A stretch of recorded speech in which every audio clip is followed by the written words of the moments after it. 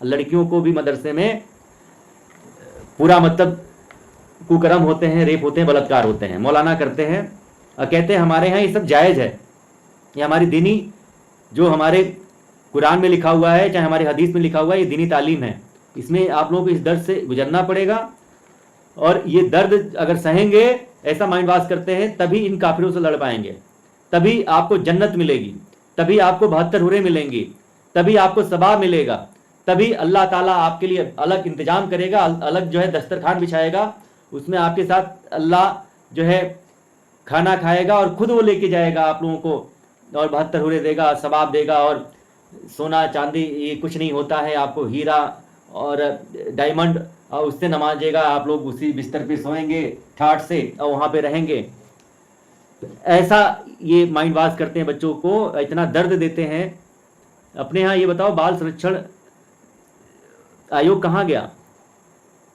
इन लोगों के ऊपर कोई कार्रवाई नहीं करते हैं क्या? ये बताइए, नाबालिग बच्चों जो छोटे हैं, दूध मुँहे बच्चे भी होते हैं, उनके साथ आए दिन खबरें आ रही हैं, तो कहाँ गया अपना जो है बाल संरक्षण आयोग? कहाँ गए इसके डायरेक्टर, कहाँ गए इसके निदेशक, कहाँ गया हमारे वो? तो ऐसे इन लोगों को जो है परिपक्व और वो करते हैं, तैयार करते हैं कि कल को कहते हैं कि अगर हमारे नबी के शान में, अल्लाह की शान में कोई अगर गुस्ताखी करता है, अगर अल्लाह को कोई गलत बताता है, तो उसको सरतन से जुदा कर दो। गुस्ताखे नबी की एक ही सजा, सरतन से जुदा, सरतन से जुदा। गुस्ताखे नबी की एक ही सजा, सरतन से जुदा, सरतन से जुदा। आपने देखा कि ये पाकिस्तान का जो एक मौलाना था, जो कि अब रहा नहीं, आज के 5-6 साल पहले ये नारा आया था, तो पाकिस्तान से जो है ये चीज़ें निकली थी। और उसी ये क्या नाम, असद, ये मदनी, पता नहीं क्या नाम था उसका, तो उसी ने बोला था कि औरत, कुत्ता पालो, भैंस पालो, गाय पालो, औरत पालो, उनसे बच्चा पैदा करो।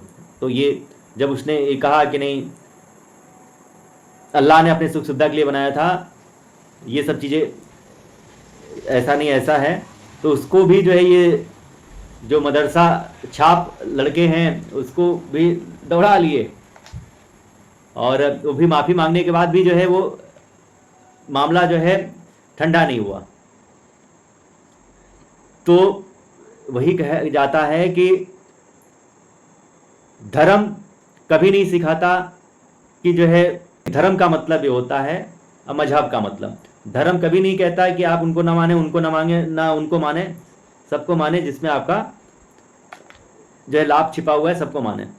लेकिन मजहब सिर्फ ये सिखाता है कि सिर्फ हमारे राक्षस को माने, हमारे नबी को माने, हमारे जो नबी हैं और जो सल्लल्लाहु अलैहि वसल्लम था, ये मोहम्मद सल्लल्लाहु अलैहि वसल्लम, ये पहले इसने जन्म लिया था 573 ईस्वी में, और ये हुसैन भी बड़ा भाई छोटे भाई थे, पैदा हुए और फिर आपस में इसे ही जैसे होता है ना, अपने यहाँ नट वगैरह सब आते थे ना, नट जो कबीले वाले, तो वो कबीला था, अनपढ़ था, जाहिल था, कबीला छाप था, तो कबीला के साथ रहता था।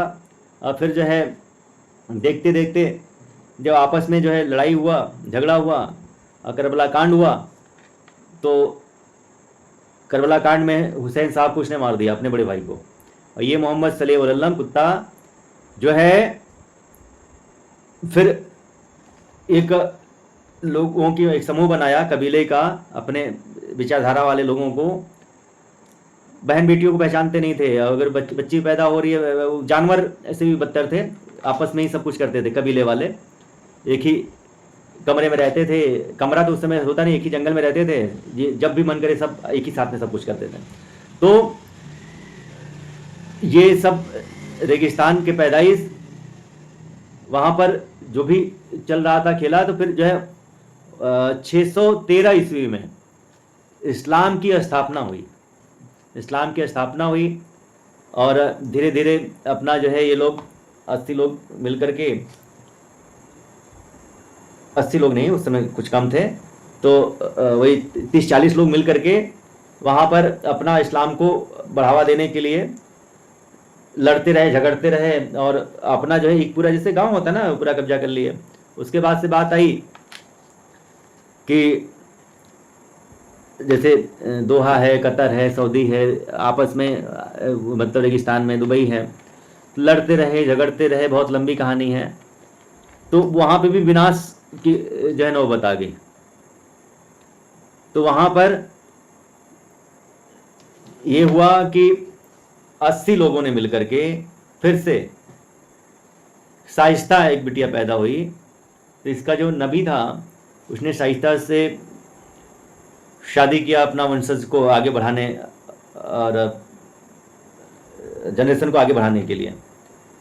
वही 80 लोगों ने मक्का में, बात करी जाए मक्का में 786 ईस्वी में 80 लोगों ने ये कसम खाई कि अब हमको जो भी हम लोगों के ऊपर अत्याचार हो रहा है या हम लोग लड़ रहे हैं, अब ये अपना इस्लाम का पूरा झंडा हम पूरे विश्व में लहराएंगे। यानी कि जो हमारा जो झंडा है, हमारे यहाँ से फतवा जारी होता है कि ये हम अपना फहराएंगे झंडा पूरे विश्व में। जो अल्लाह को नहीं मानता है, जो हमारे नबी को नहीं मानता, उसका सर कलम करेंगे और हम लोग पूरे विश्व में राज करेंगे। और वही चीज़ देखते देखते 57 देश बन गए। मान के चलो कि 500 या 5000 गए थे मुसलमान वहाँ पे घुसपैठिए, और पर्सिया को ईरान बना दिया। बात करी जाए इराक में भी ऐसे ही गए थे, तो सब वहाँ पे अपने ही सनातन धर्मी लोग थे, तो वहाँ पे इराक बन गया। इंडोनेशिया की अगर बात करी जाए तो इंडोनेशिया को भी उन लोगों ने इस्लाम जो है बना दिया। अफ़गानिस्तान की बात करी जाए तो अगर हम ज़्यादा नहीं 1800 ईस्वी से लेकर के और 2024 तक की बात करें तो भारत, अखंड भारत के जो टुकड़े हुए हैं 25 से ज़्यादा टुकड़े हुए हैं, और लोग कहते हैं कि 15 टुकड़े हुए हैं। छोटे छोटे देश जो भी उपमहाद्वीप के थे अपने यहाँ, चाहे वह पहले भी अखंड भारत का हिस्सा अपना नेपाल रहा करता था, श्रीलंका रहा करता था, अफ़गानिस्तान रहा करता था, बांग्लादेश रहा करता था, तिब्बत रहा करता था, अफ़गानिस्तान रहा करता था, ठीक है, इराक, ईरान, ये सब अपने ही, इंडोनेशिया, सब अपने ही देश के हिस्सा रहा करते थे। म्यांमार, ये सब अपने ही देश के हिस्सा रहा करते थे। तो कितने हम लोग जो है वो करेंगे। अभी भी देखा जाए तो इतने महापाप होने के बाद, इतना जो है पावर दे दिया गया है बंटवारे के बाद, कि आज भी ये सब इस्लामिक ताकतें हावी हैं, यहाँ के नेता जितने हैं सब हावी हैं कि अपना रोजी रोटी चला रहे हैं कि कैसे भी भारत इस्लामिक देश बन जाए। संविधान तो पूरी तरीके से इस्लामिक संविधान बन चुका है। अब आप खुद सोचो, सिर्फ अगर बात करी जाए वक्फ बोर्ड की, तो उसमें 44 संशोधन हो चुके हैं। अब जिस छत में 44 छेद हो चुके हैं, तो उसको रखना चाहिए या रिपेयर कराना चाहिए। यानी कि संशोधन की बात करें ना, संशोधन कराओगे ना तो फिर अभी तो ठीक है, अभी तो मान के चलो कि सही सरकार है। कल को अगर सरकार जाएगी तो फिर से संशोधन हुआ होगा, तो फिर से जो पुराना जो वाला जो अपना नियम है, जैसे 370 को कहता है राहुल गांधी कि मैं वापस लाऊंगा। अभी कश्मीर में चुनाव भी चल रहा है, तो इसका मैनिफेस्टो में भी ये है कि जैसे मेरी सरकार आएगी मैं 370 फिर से वापस लाऊंगा। तो ये बताओ कि ऐसी सरकार आएगी तो क्या फिर से वक्फ बोर्ड जो है कर देगी? नहीं कर दी। इसलिए हम कहते हैं कि इसको खत्म कर देने में ही भलाई है। तो यानी कि ये छत का मतलब, कहने का मतलब है कि नया छत डलवाने की जरूरत है, ना कि इसका रिपेयर कराने की जरूरत है। अगर आपके साइकिल में या मोटरसाइकिल में या कार में के टायर में अगर 40 छेद हो जाए, तो क्या आप 40 के 40 पंचर जो है बनवाएंगे टायर के, या जो है उस ट्यूब को ही चेंज कर देंगे, टायर को ही चेंज कर देंगे? बुद्धिमानी किसमें है? इसी प्रकार जो है वह बोर्ड को खत्म करना चाहिए, ना कि ऐसे महा घटिया जो कहा जाए कि एक्ट है, इसको रखना चाहिए। और अगर रखना ही है तो आप सिख बोर्ड भी बनाइए, आप जैन बोर्ड भी बनाइए। बात करी जाए तो आप ईसाइयों के लिए भी, यहूदियों के लिए भी, पारसियों के लिए भी एक ट्रिब्यूनल बनाइए, एक कोड बनाइए। और एक अपना सनातन बोर्ड के लिए भी एक आप सनातन बोर्ड बनाइए, सनातन ट्रिब्यूनल बनाइए। ऐसा नहीं होगा कि अगर कलेक्ट्रेट में जाते हैं तो आपका कलेक्ट्रेट में अलग से आपको मतलब कहा गया है कि नहीं यहाँ पे ये सुनवाई नहीं होगी, आपको वक्फ कोर्ट में जाना पड़ेगा।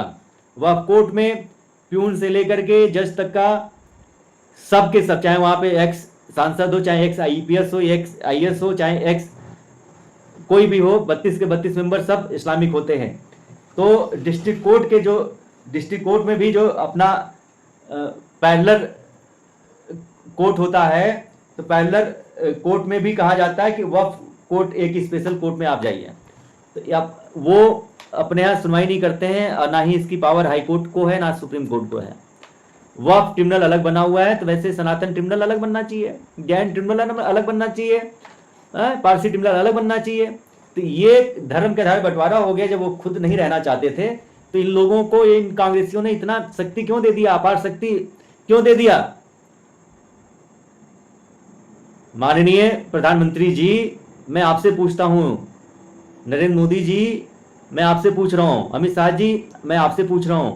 हालांकि एक आपने अभी हरियाणा के चुनाव प्रचार में बोला है कल कि वह बोर्ड जैसा जो कानून है अभी अपने आने वाले शीतकालीन में मैं इसको खत्म कर दूंगा।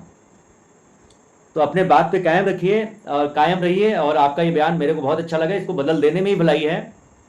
मैं आपसे ये अपेक्षा और उम्मीद करता हूं। जय श्री राम, वंदे मातरम, भारत माता की जय हो।